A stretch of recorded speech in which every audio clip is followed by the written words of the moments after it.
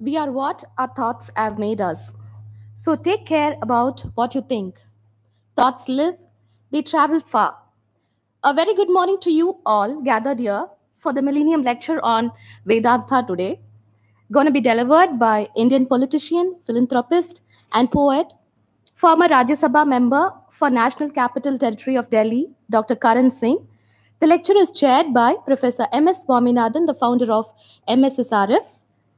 Let's start this beautiful morning with the invocation song Kurai Ondrum Illai Kanna, sung by the great singer M.S. Subbulakshmi.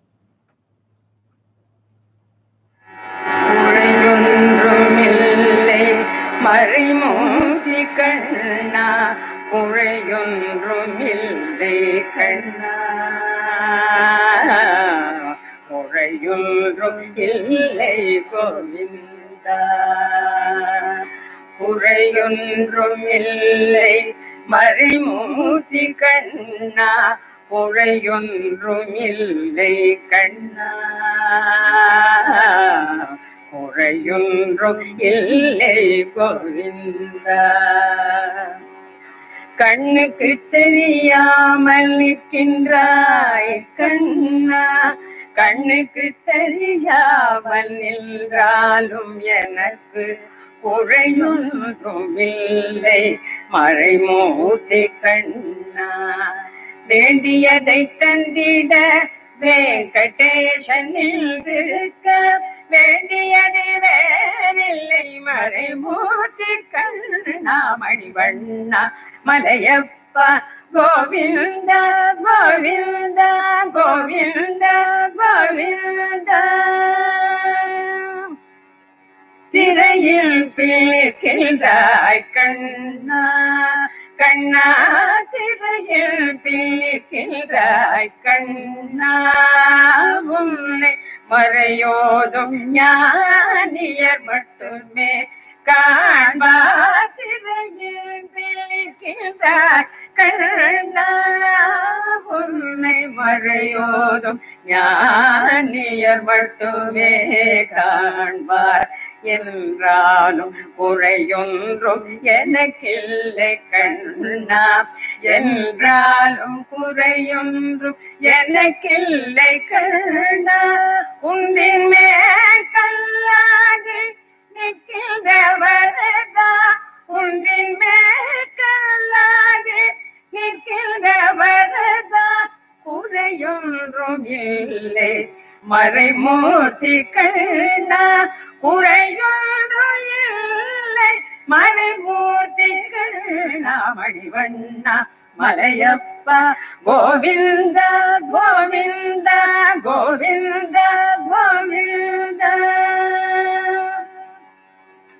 கலிநாடுக்கு இறங்கி கலிலே இறங்கி நிலையாக கோயிலில் நிற்கின்றாய் கேசவா கலிநாடுக்கு இறங்கி கலிலே இறங்கி நிலையாக கோயிலில் நிற்கின்றாய் கேசவா குறையொன்றும் இல்லை மறைமூர்த்தி கண்ணா யாதும் மறையாத Malayappa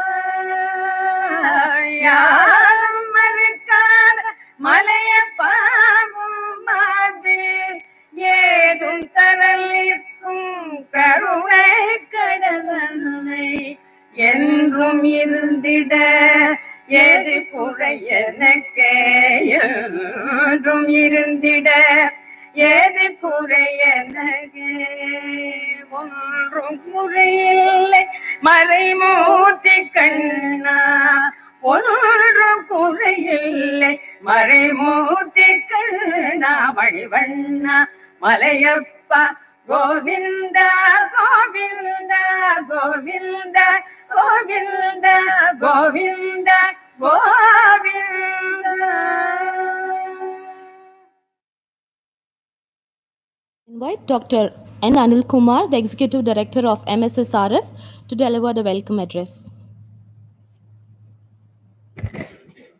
Respected Professor, our guest of honor, Padma Vibhushan, Dr. Karan Singh ji, uh, distinguished participants, my dear colleagues, ladies and gentlemen. We have assembled here to listen a very distinguished scholar, I would say. Uh, Dr. Karan Singh, he wears many hats. In fact, he doesn't need any introduction to Indian society. But let me see, if you look at his, the very prominent hat which he wore as a politician. In fact, if you look at politician, minister, but other than that, when I read about him, he is equally a very good philosopher. He is a very good philanthropist, and he is also a good poet. In fact, the multiplicity of his talents and his contributions very enormous. So, sir, we are much privileged to have you here. In fact, the subject he asked me, the subject he chose to speak today, it is the Vedanta today. So he was asking me, your audience is mostly from the scientific fraternity, how the scientists will try to understand the Vedanta. But then I said, see, you are going to talk the Vedanta today. So if you look at our today's scenario in India, and for that matter, the whole world, we are not in peace.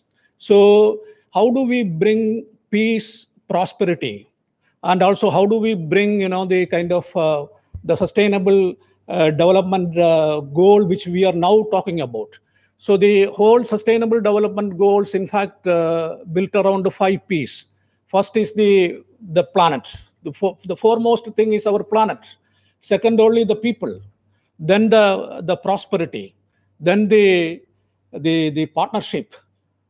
So it goes like that. So what we are going to listen to you, sir. We are much privileged to have you here, and I am not speaking too much. On behalf of Swaminathan Foundation, and on behalf of the trustees, and on behalf of people assembled here, we will extend a warm welcome to you. Thank you, sir.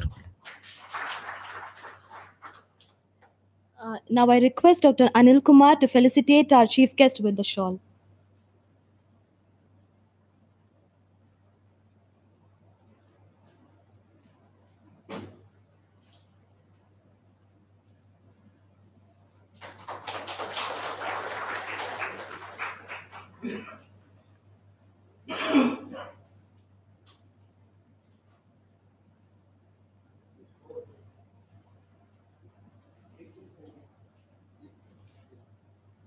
With great pleasure, I invite our chief guest to deliver the Millennium lecture.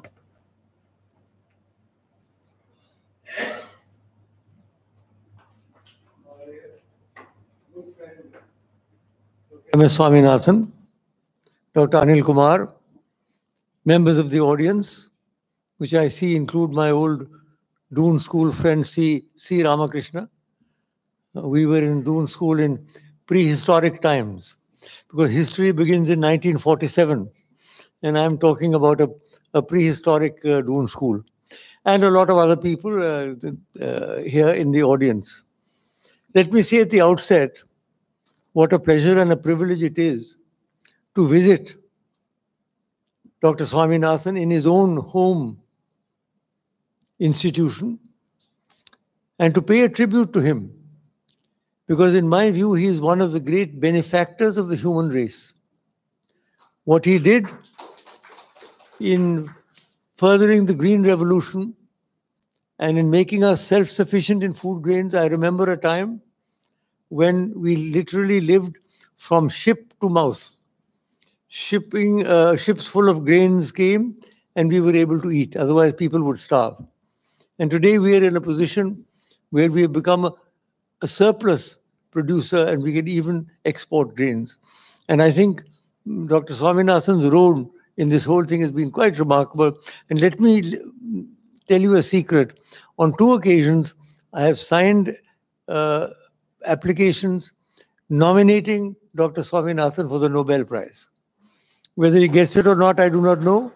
But there is a certain procedure, and a friend of his every year goes through that procedure, fills in the necessary forms, and I am one of the people who support that request. So I'm hoping still. Remember, Professor S. Chandrasekhar got it 30 years after his main work in astronomy. And I think just because Swaminathanji's work began half a century ago, it is continuing today. They are continuing with all their research in biodiversity, in various types of nutrition that are required for food grains and so on. So I do really think that he deserves our gratitude.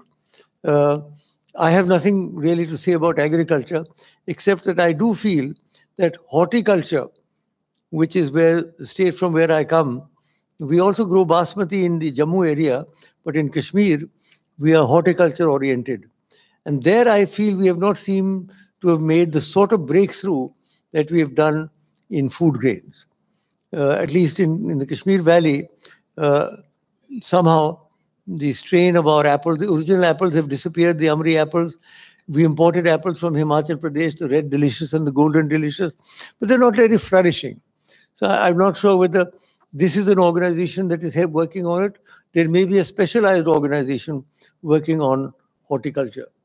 But this is just a point I want to lay on the table as somebody who's been involved in growing fruit. Even today, we still have some fruit orchards left. So with those preliminary words, thank you very much for your warm welcome and your kind words and the beautiful shawl. And I will now get down to my topic for today, which is Vedanta today. Please note today. Friends, we live in an age of great tension and turmoil, of transition and unrest. The old is collapsing and the new is struggling to be born, and we find ourselves precariously poised between a disappearing past and an indeterminate future. Like Trishanku, who's neither there nor here, we are suspended in midair. And the old established landmarks are disappearing. Technology is changing our lives before our very eyes. And yet we feel, despite all the tremendous... I remember when we were at school, there was no television, there was no computer. I mean, we still managed to get reasonably well educated despite that. But nonetheless, the point is that today, the technology is there. And the problem is we sometimes seem to be inundated in an ocean of information. Because from information, we have to construct knowledge, and from knowledge, we have to distill wisdom. To my mind, that is the trajectory. But at a time like this, when humanity is at a crossroads, we look into our spiritual heritage, not in order to go back in time. There can be no going back in time. The Veda says, Chare veti, move onwards, move onwards. But in order to get the wisdom, the compassion, and the understanding that we find in many of our scriptures. Now, as you know, Hinduism has a vast corpus of spiritual literature. You have the Vedas, you have the Aranyakas, you have the Brahmanas, you have the Upanishads, then you have the Smriti, you have the Puranas, the Ramayana, Mahabharata. But to my mind, the high water mark of our spiritual heritage are the Upanishads. The Upanishads taken together represent the high water mark of our philosophy. If you envisage the Himalayas, if you've flown parallel to the Himalayas, Himalayas themselves can be likened to the Vedas, because they are the basis. That is the place from which this wisdom has come. Shiva Dakshinamurti sits in the Himalayas looking south. All the rivers flow south. So it is from there that it comes.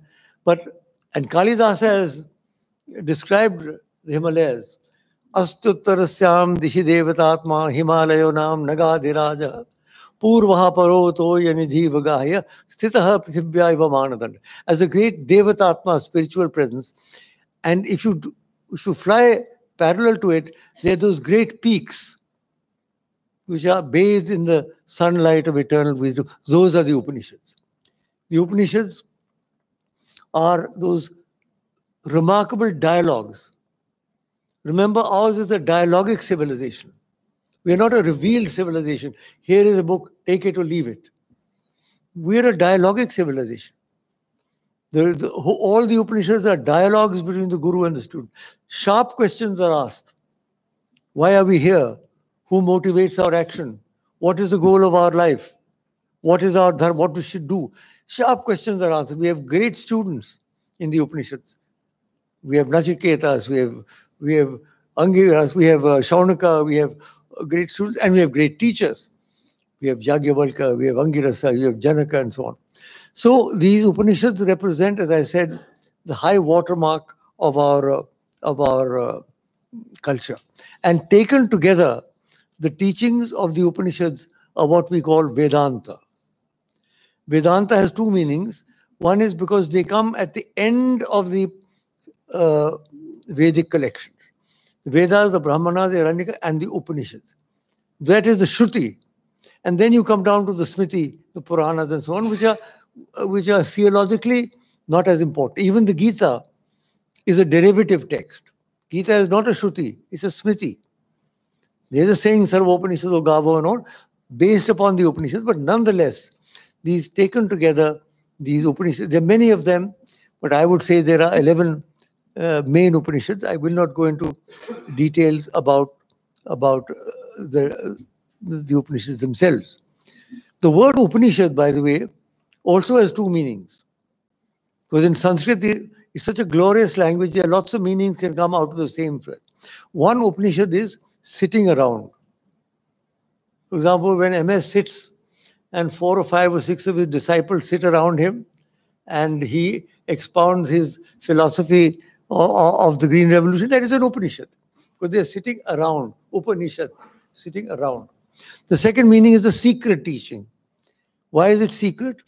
Because it should be given only to those people who are capable of absorbing it. So those are the Upanishads. And we had brilliant texts. Women were also appear in the Upanishads.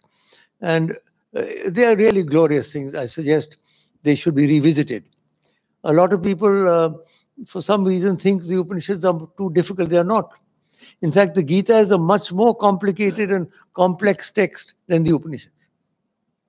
For example, the Mundaka Upanishad, or the Katha Upanishad, or the Shweta Ashadhara Upanishad. Absolutely clear and direct texts.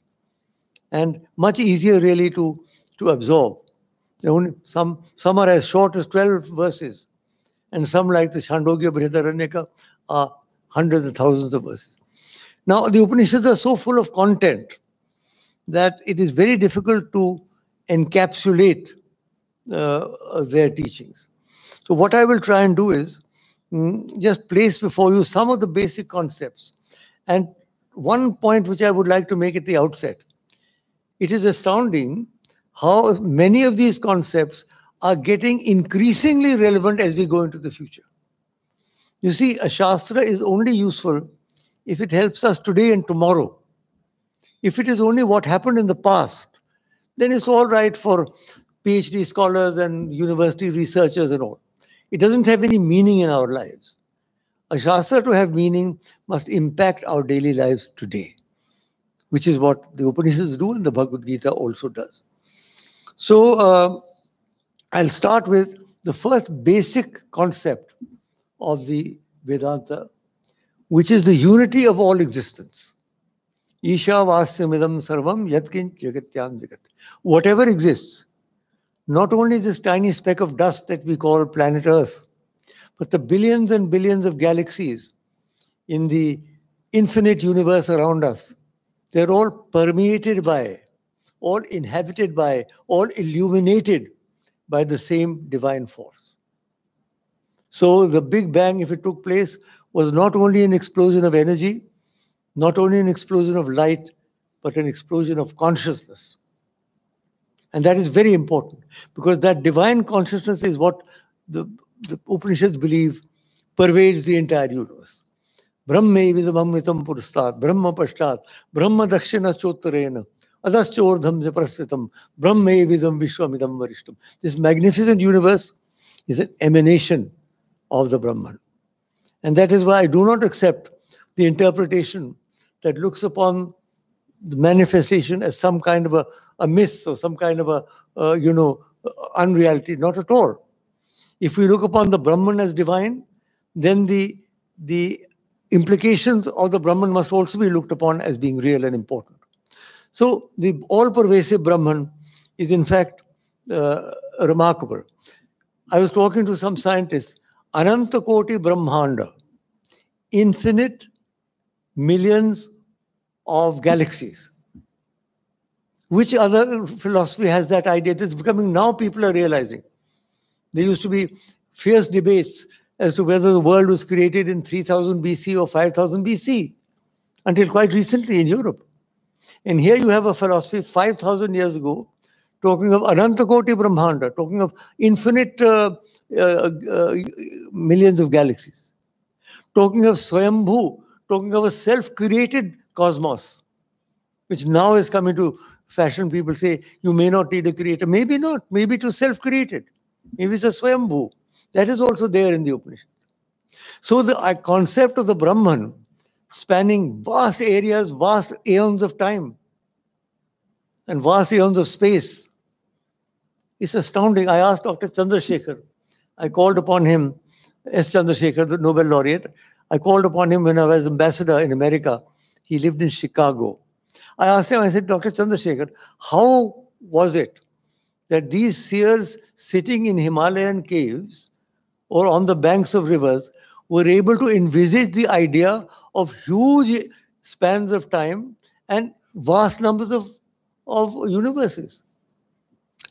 He said, I said, could it be that in enhanced states of consciousness, they got this wisdom? He said, well, perhaps that's the only, I cannot get any other explanation. Because there were no telescopes, there were no institutions, and yet these people got there. So the concept of the all-pervasive Brahman is the correlate of what the scientists are looking for, the unified field theory. I was reading Stephen Hawking's latest book, Brief Answers to the Big Questions. Very good book, published after he passed away. And there he speaks of these big questions. So one of the big questions is, where is that unified field theory? What is that one force that can explain all the multiple emanations around us? And that is what the Brahman does. The Brahman is that unified field theory of a spiritual power. I'm not going into quantum physics, that all of you are aware. Now, that is the Brahman. The second basic concept of the Upanishad is the reflection of that Brahman in each one of us, in the Atman. The Brahman, all-pervasive Brahman, the Atman Ishvara Sarva Bhutanam Hiddeshe Tishtati. The Lord resides in the heart of all beings. Therefore, as human beings are also here, and as we move up the evolutionary chain, we become aware of the fact that there is within each one of us what I might call the spark of divinity. And fanning that spark of divinity into the blazing fire of spiritual realization is what the spiritual quest is all about. So the all-pervasive Brahman and the Atman within each human being. These are two basic concepts which must be grasped, and you will find when the Atman within the human being, that is the basis of democracy, for example. Because if you believe that every human being is potentially divine, then you cannot distinguish on the basis of race or creed or caste or religion or color. It is a tremendously powerful concept. So those are the first two concepts I would like to place before you. Then the joining of these two, the joining of the Atman and the Brahman, that is what our spiritual quest is all about. And the joining is what is known as yoga. The word yoga comes from the same root as the word yuj, to yoke. So yoga is the philosophy and methodology of joining the Atman and the Brahman. And there are four main pathways to this. There is the Jnana Yoga, the way of the mind. There's the Bhakti Yoga, the way of the heart. There's the Karma Yoga, the way of action. And the Raja Yoga, the way of the breath. And very briefly, I will just take you through some of these yogas. The Jnana Yoga is essentially the discrimination between the real and the unreal. Sat Asat Viveka. To see what is behind manifestation. Plato, if you remember, says that we are in a cave and all we see are shadows thrown on the wall of the cave. We neither see the objects nor the light behind the objects. Similarly, Jnana Yoga means discriminating between what we see and what is the reality behind. The Jnana Yoga involves meditation, it involves reading the Upanishads, it involves constantly refining your consciousness so that you are able to perceive the reality as it really is, not necessarily as it appears. And I think that that is why these great Mahavakyas, the great saying, Tattvamasi, you are that. Aham Brahmosmi, I am the Brahman. Sarvam Akhilam Idam Brahma, all that exists is Brahman. All that comes from the discriminative wisdom of the Jnana Yoga. So that is one way of joining the two. The second way is the Bhakti Yoga, the way of the heart. The Jnana Yoga is the way of the mind. You can be very brilliant in your exposition and in your taking each verse and analyzing every word and going on for hours and hours. But unless your heart opens in love and surrender to the divine, it is not enough. You can be very brilliant and very, very competent. But what about the heart? What about the emotions? You can't fly with just one engine. The mind is one engine. The emotions have to open. Your heart has to open in love and devotion and dedication to whatever you like. Be devoted to Shiva, devoted to any of our deities, devoted to Jesus Christ, whatever you want to be devoted to. But the devotion has to be there. Every religion has produced great saints. In Christianity, you have St. Teresa of Avila, for example. You have St. John on the Cross. You have St. Francis of Assisi. You have, in the Muslim tradition, you have Maulana Jalaluddin Rumi. You have Hazrat Nizamuddin. All of these were revolved around love. Love for the Guru, love for the divine. The whole Bhakti movement, the Arvas, the Nayanmars, that started here in Tamil Nadu, in your state. This is where the Bhakti movement started. One around Shiva, the other around Vishnu. And then it went up to the north.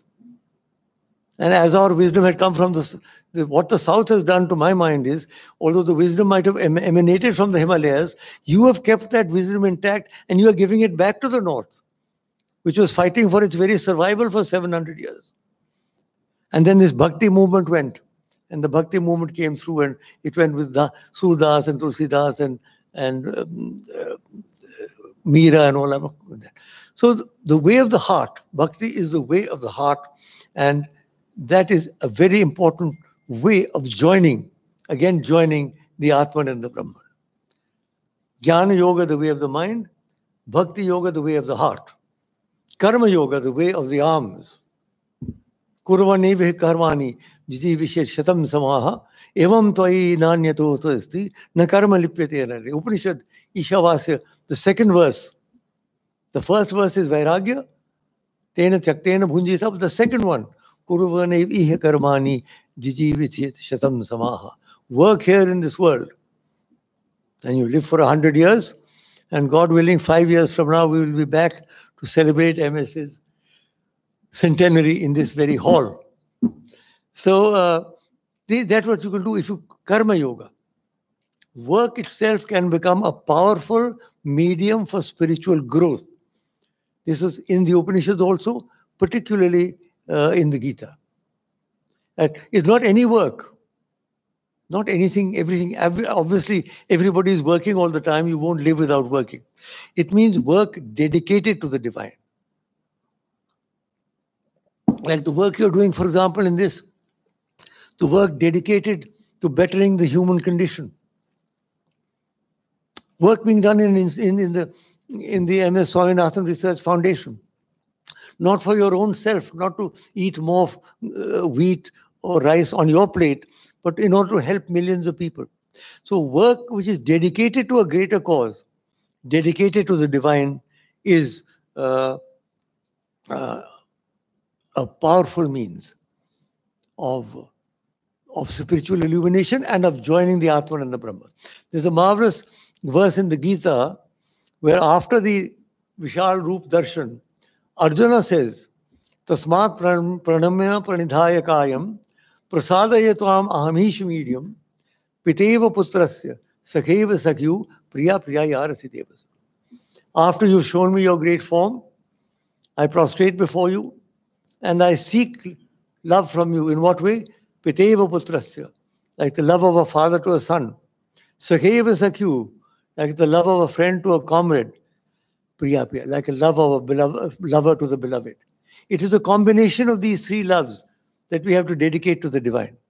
And then only will our heart open. So therefore, that is the bhakti yoga.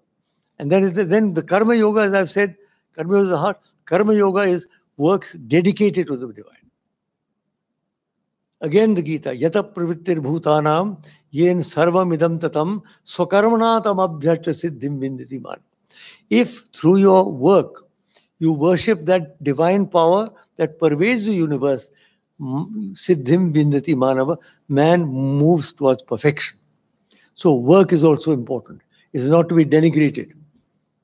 No, this is inferior. It's not inferior. It doesn't matter what work you're doing. You can be a mantri or a santri. You can be a chowkidar or you can be the president of a country. It doesn't matter. How are you doing your work? There's a story of this great Brihadishwara temple. When Raja Chola was building it over 1,000 years ago, he went out one day to inspect the work. And he came across one man who was cutting stone. He said, "What are you doing?" He said, "Sir, I'm cutting stone." He went to another man next door who was doing the same thing. He says, "What are you doing?" He says, "I'm earning a living." So the first one was tamasic. He was just mechanically cutting stone. The second one was rajasic. At least he was trying to earn money for his family. He went to a third man. He said, "Sir, what are you doing?" He said, "I'm building a great temple." They were doing the same work. But they had this man, third man, had the idea that he was building what was perhaps the greatest temple in India. So the attitude with which you do your work can help a great deal in the spiritual quest. So we have the Jnana Yoga, the way of the mind, Bhakti Yoga, the way of the heart, Karma Yoga, the way of the arms, and the Raja Yoga, the way of the breath. You know, Descartes said, "I think, therefore I am."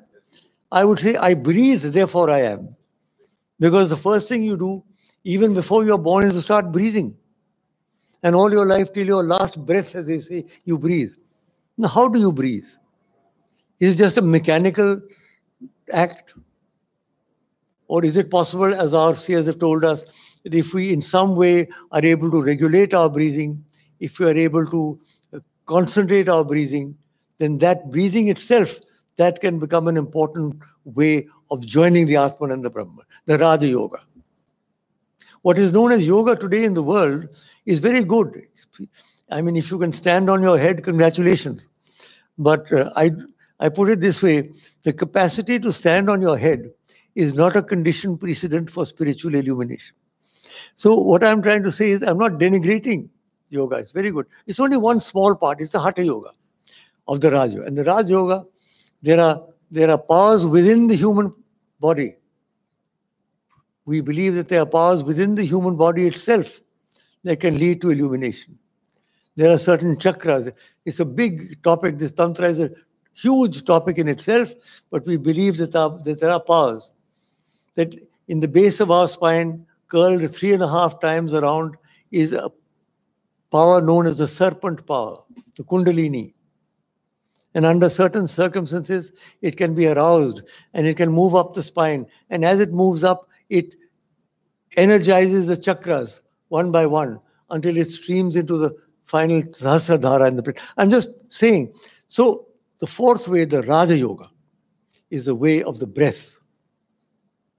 So I submit that these 4 aspects of the yoga, the intellectual, the emotional, the physical, and the psychic, taken together represent a holistic and integrated philosophy of what we can do to join the Atman and the Brahman and thereby fulfill the promise of our human existence. Life is not a meaningless journey from the womb to the tomb. It is an exciting adventure of consciousness. It is a tragedy that large numbers of people skim across life without once looking deep within. And that, I think, is one of the major messages of the Upanishad.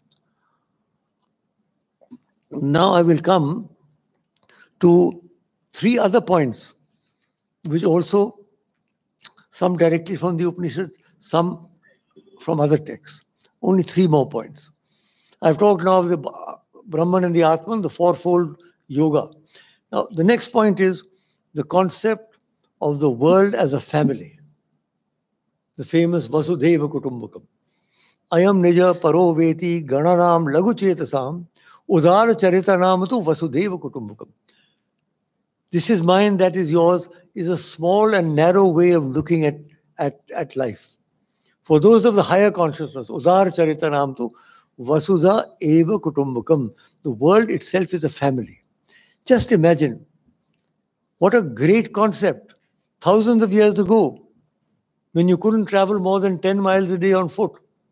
Our seers envisaged not only the great vastnesses of space and time, but of this world they realized that the world is a family.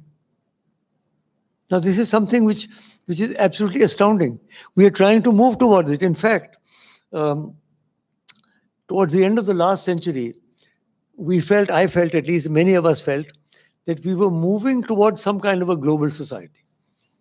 For example, the European Union. It was a miracle. I mean, the French and the Germans and the British for centuries killed millions of each other on the fields of Europe. Then we saw suddenly the lira disappeared, the franc disappeared, the mark disappeared, the euro came into being. You couldn't tell when you were leaving France and when you were in Germany. It is quite astounding. All the conflicts. I remember at school we used to write short notes on Alsace-Lorraine, some kind of dispute between France and Germany, I think, if I remember correctly. Who cares now where Alsace-Lorraine is? Nobody's even heard of them now. So what I'm saying is it was possible, therefore, we were hoping that gradually this would happen. We were hoping this would happen in SAARC also, that we would move in that direction. In ASEAN also, that these regional bodies would arise. And then ultimately they would join in what Tennyson calls the Parliament of Man, the Federation of the World. Unfortunately, in this century, globalization has received a setback. And that setback is due to two black swan events.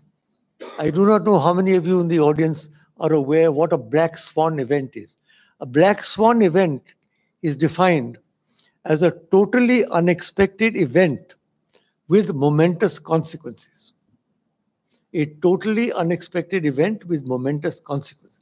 We were hit by two black swan events. The first was Brexit. The British were supposed to be a very nation of shopkeepers, very shrewd and all. Why they would suddenly decide to have a referendum and want to leave the European Union, thereby shattering this whole great concept that was developing. So today, not only are they themselves in a terrible position, they're like Trishanku, they're neither in the European nor outside the European Union. And the European Union itself now is beginning to waver. That was the first, totally unexpected. Why did Cameron have to ask for that referendum? He needn't have done it. That there's one act, one stupid decision can change the course of human history. That's one thing. The second black swan, of course, is the election of Donald Trump as President of the United States. Who would have thought, MS, who would have thought that a country like the United States would elect somebody who is a misogynist, who's I don't want to use, after all, he is the president of a great country, but you all know his background. I say, how did they choose? Again, totally unexpected event. And look at the consequences. He's gone back on the Paris deal. He's gone back on NAFTA with the organization of, he's gone back on the agreements with Canada and Mexico. He's gone back on NATO. He's upset the entire structure of international relations. So how did we know? These were unexpected events. And we are now in a reverse gear, and we are in an anti-global position. Strong nationalisms are reasserting themselves. You have Trump, and you have Xi Jinping, and you have Putin, and you have Erdogan, and you have Narendra Modi. You have strong, powerful nationalist leaders. And the whole concept that we were moving towards some kind of a global thing is beginning to recede. I'm just putting this on the ground because, we were hoping that we would move towards that. But what is all this flowing from? The concept of Vasudhaiva Kutumbakam. Ultimately, my submission is that science and technology has itself forced us to become one unit.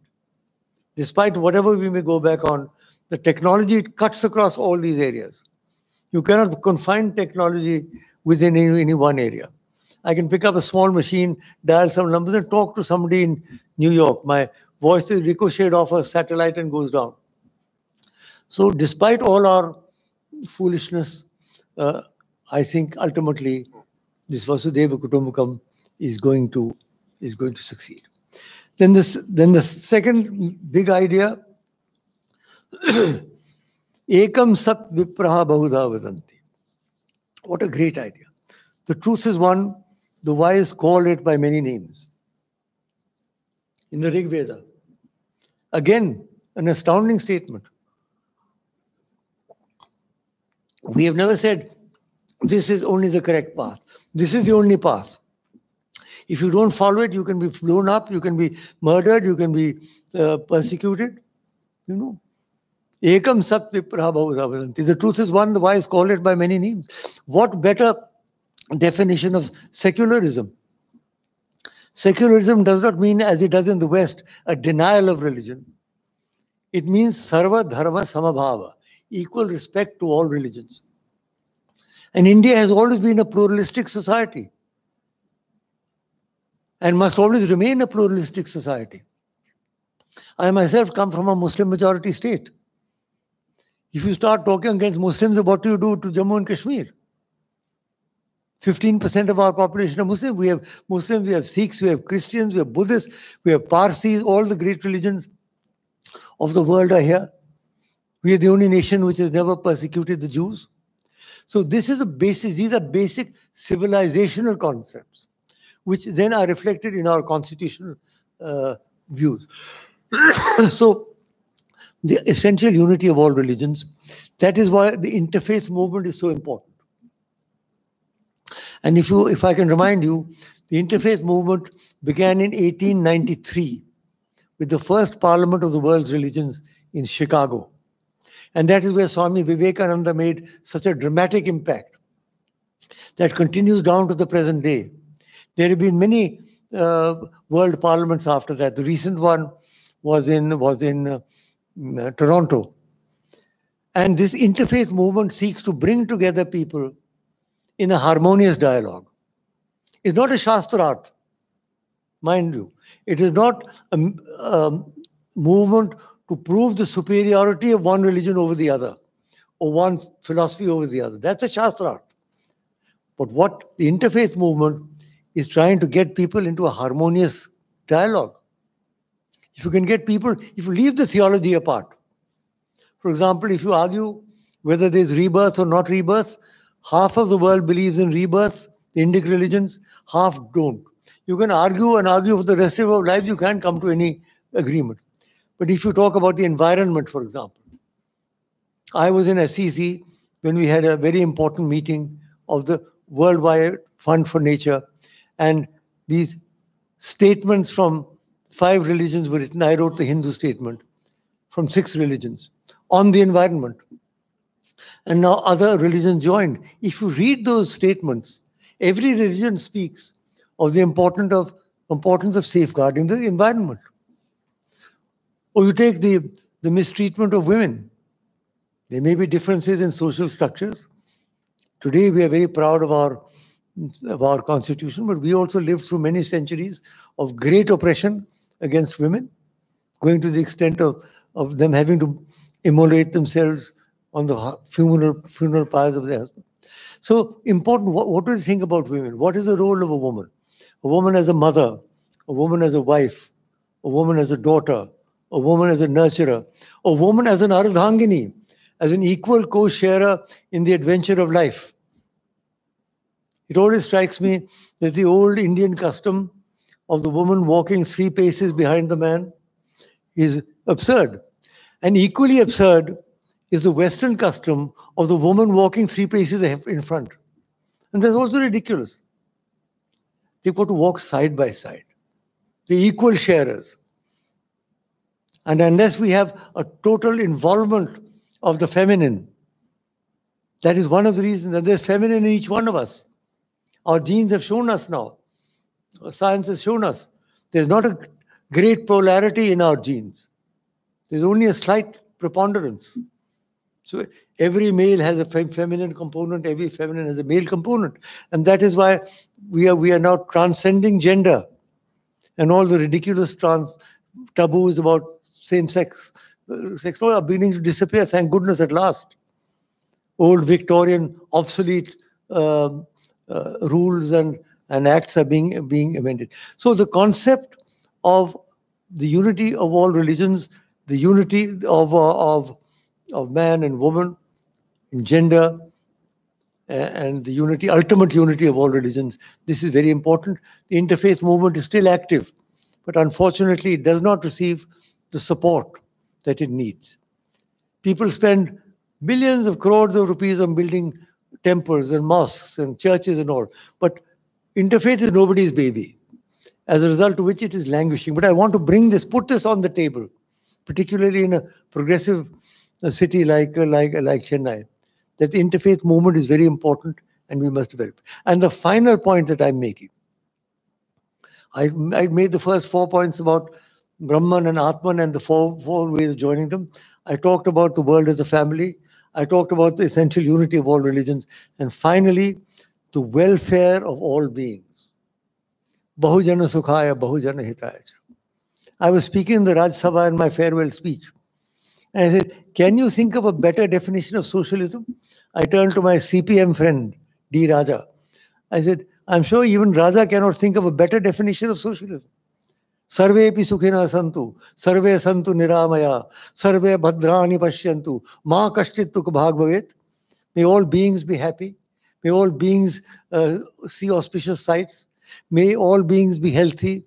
May no one have to undergo suffering. What greater socialism can there be? So the idea that Vedanta is some kind of a sort of a individual creed that neglects the welfare of society is not true. We've constantly stressed Bahujana Sukhaya, Bahujana, the welfare of the many, the happiness of the many. So our civilizational values are reflected in the Constitution. Our secularism is Ekam Satya Prabodhanti, or socialism is Bahujana Sukhaya, Bahujana Hitaya. Each one of these, the civilizational values and the constitutional values, are not in opposition to each other. I particularly appeal to the lawyers in the audience that do not assume that civilizational values and constitutional values are necessarily against each other. It depends how you interpret civilizational values. So if we can do that, then I think that we have before us a very integrated concept. When I talked of Vedanta today, all these concepts are relevant today. Each one of the concepts that I mentioned, they are not old concepts that were true in whatever golden age they may or may not have been. They are true today. We need them more today than we ever need, because we need a new global philosophy that stresses convergence in place of conflict, cooperation in place of competition, holism in place of hedonism, and interfaith dialogue in place of interreligious wars. And therefore, I know it's a difficult path, friends.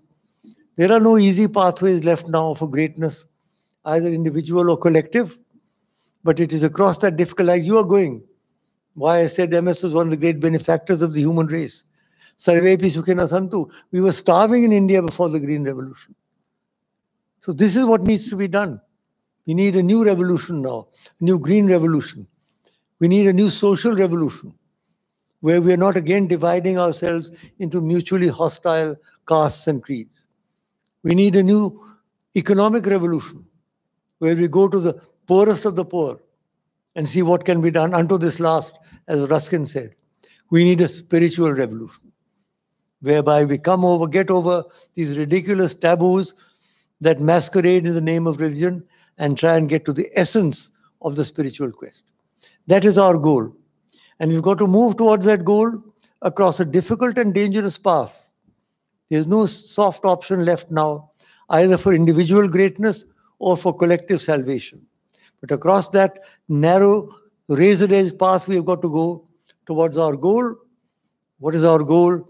A new society, a new India, a new world, a new consciousness. And I'll therefore close with that famous verse from the Kathopanishad, which exhorts us to awake and arise and move boldly towards our goal. Uttishtata, jagrata, prapya varan nibodhata, kshurasya dhara nishita durataya, durgam pathasat kavayo vadanti. Thank you.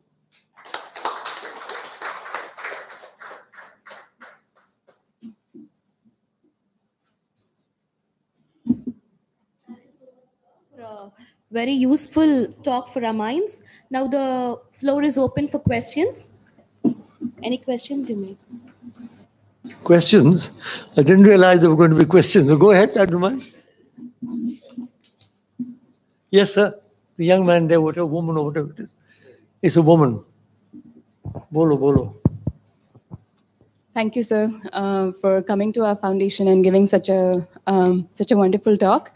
My question is, what can we draw from the Vedanta in choosing between peace and war? Is it our duty to fight for justice? Or is it, are we supposed to give more importance to concepts like Vasudeva Kudumbakam, which... About peace and war, all I can say is that every Upanishad opens with a Shanti part.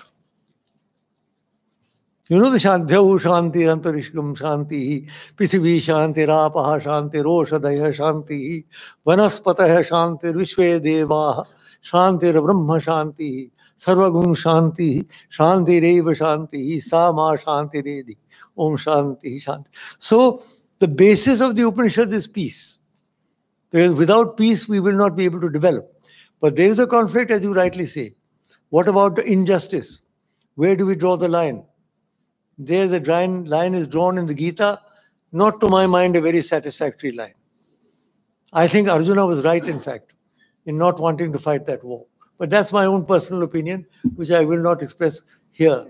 But I have my own views on the Mahabharata and on the Gita. Don't forget, my name is Karna, so I'm not necessarily on the side of the Pandavas. But that is a separate lecture I will give one day. But to answer your question, we must strive for peace. Where we see injustice, we have to fight against it. But any kind of warmongering, any kind of creating a war psychosis, any kind of pushing us towards some kind of a major conflagration is to be avoided.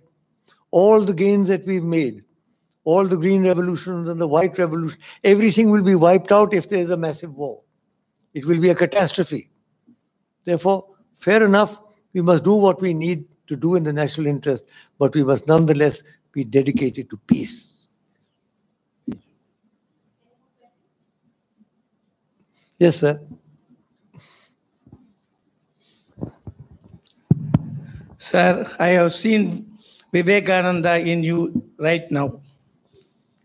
A small comment. Thank you.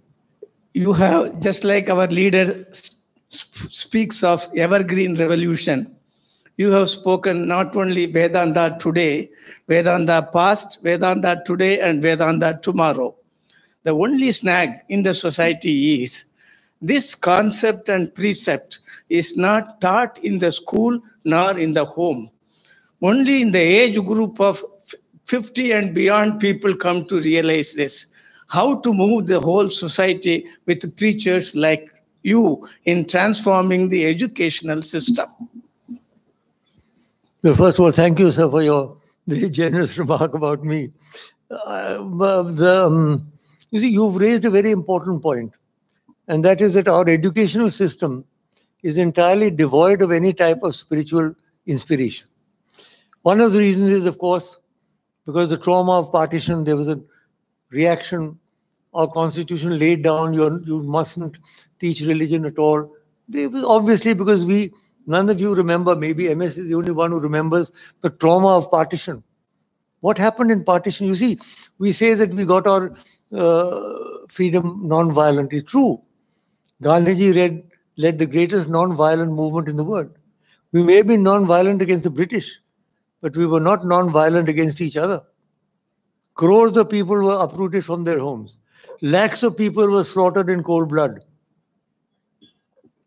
on all sides during the partition.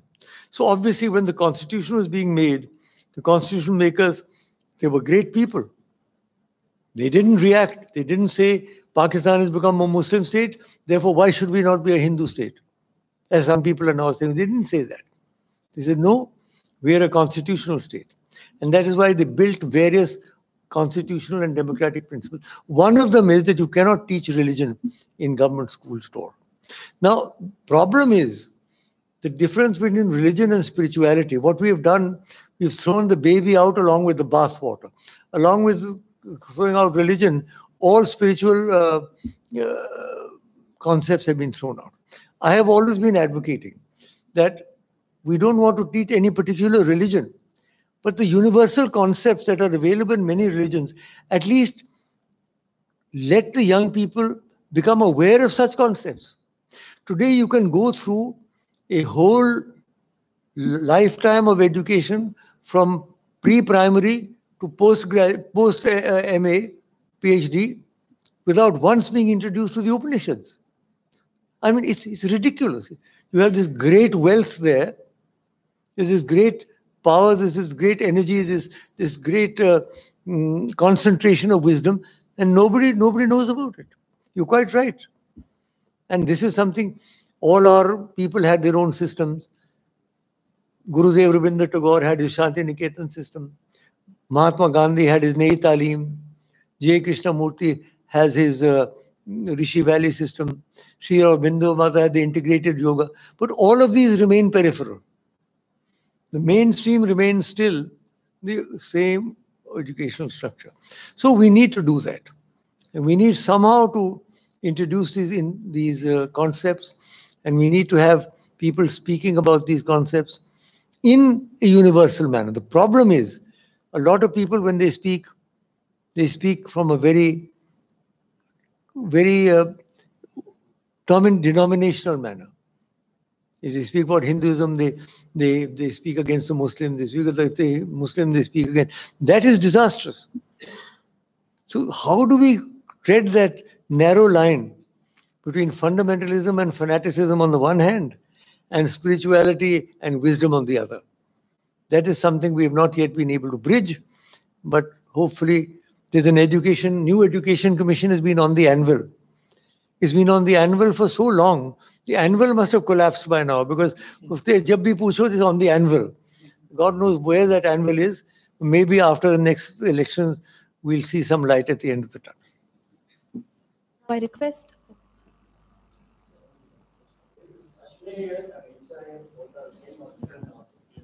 Sorry? Kashmiriyat and Yes. Insaniyat. The concept is one and the same, or it will always be different. You can't get 2 lectures for the price of 1. Now I request our professor to deliver the concluding remarks. MS. In the mic can't get. Why don't you do this? Don't you put this one or you put that one? No, it's got it there. No, what is something? You have a comment, sir?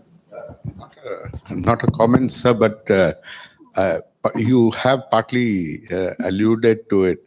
You spoke about black swan events that upset the expectations that were there at the end of the last century. Have such black swan events affected us, our nation and our neighborhood? You have already alluded to some of the requirements, but where are we today in this perspective of unity, cohabitation, working for peace and prosperity? What's your assessment? We are in a very difficult period where These conflicting forces are coming to the fore, and the nation is being polarized. I don't know, it's very difficult to say where we are now, but we are not in a comfortable position, that is certain, which means that we have to all work more dedicatedly and more intensely towards trying to bring about some new stability. At the present moment, we are going through a zone of turbulence. Hopefully, something will emerge at the end. That's all I can say.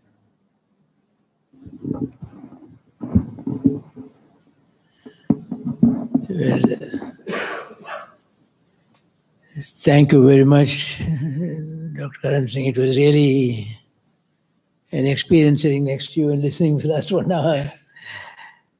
I don't think there's anyone else in this country who can give such a lecture, because you're able to combine the past, present, and the future, our traditional wisdom, our traditional literature, with modern science and modern technology. I think he has combined it so beautifully. What is the lesson of the past for the future? And I know you, a man of action, have had long experience, so I won't now narrate so many experiences. Which, when he was Minister for Health and Family long ago, he decided that we must eradicate smallpox from the country. Similarly, now, if you want to see a center for human unity in this country, it is the Auroville. Auroville was the vision of the mother, but the vision needs somebody to convert into reality, and we have done a great thing. Auroville is Center for Human Unity, as we call it, somewhere where people from all nations come together and live together and work together. So I think you have not only shown by your own scholarship. Scholarship is immense. His knowledge of Sanskrit, I think your PhD thesis was on Aurobindo. Aurobindo was his PhD thesis of Dr. Karan Singh. And I've had the privilege of hearing him many times in Parliament. Whenever he opens his mouth, people listen very carefully, because normally, even when there is a lot of sound and din, when he stands up, they keep quiet because he won't talk unnecessarily. So you have a great reputation of being a great teacher. I think you call him modern Vivekananda, Dr. Velayudham. And we were very grateful to you for the time we spent here. Coming, please, whenever you go to Auroville, you come and stop here for a little while. Thank you. Because you can have a smaller discussion on many issues of importance. Thank you again for coming in. Thank you for inviting me. Thank you.